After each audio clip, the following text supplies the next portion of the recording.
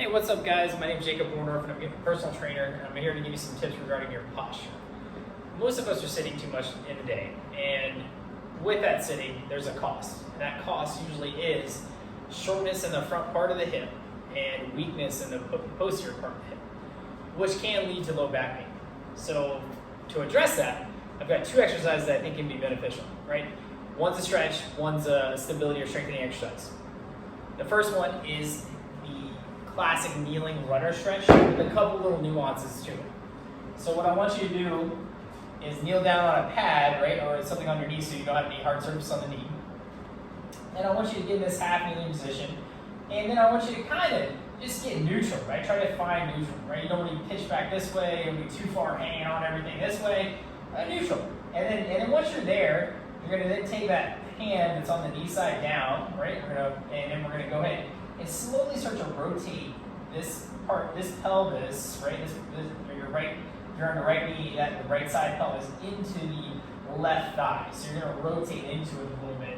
And that's going to give you that stretch that you're looking for in those anterior muscles that give you problems when you sit all day.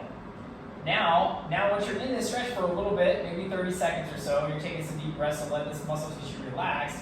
I want you to try activating your glute by squeezing your glutes on this side, right? On that leg that's stretching. So if your right leg is stretching, you're trying to squeeze that right.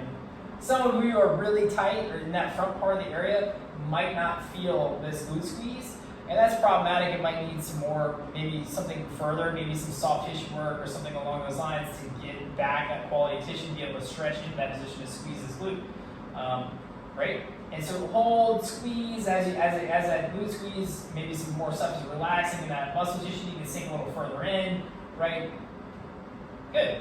And so that's my little nuances on that classic hip flex and running stretch, okay? And do that on both sides, anywhere from, I'd say, 30 seconds to a minute. I think a minute's probably beneficial, especially if you're doing that, kind of trying to squeeze that glute, trying to maybe lengthen some more of that muscle tissue to get a little more stretch involved.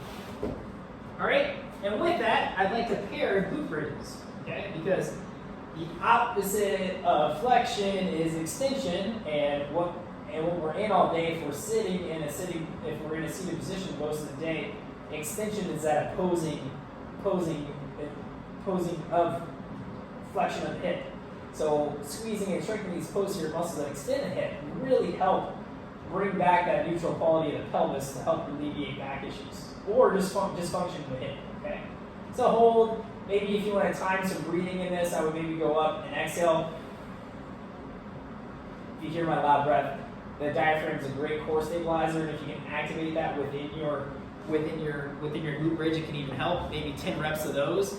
So I would suggest maybe a minute on each side of that hip flexor stretch, the classic kneeling runner stretch, and then 10 reps of exhale-based glute bridges, meaning you just want to exhale at the top of your glute bridge, and that will hopefully combat some of that issues that you might be facing if you're sitting for too long.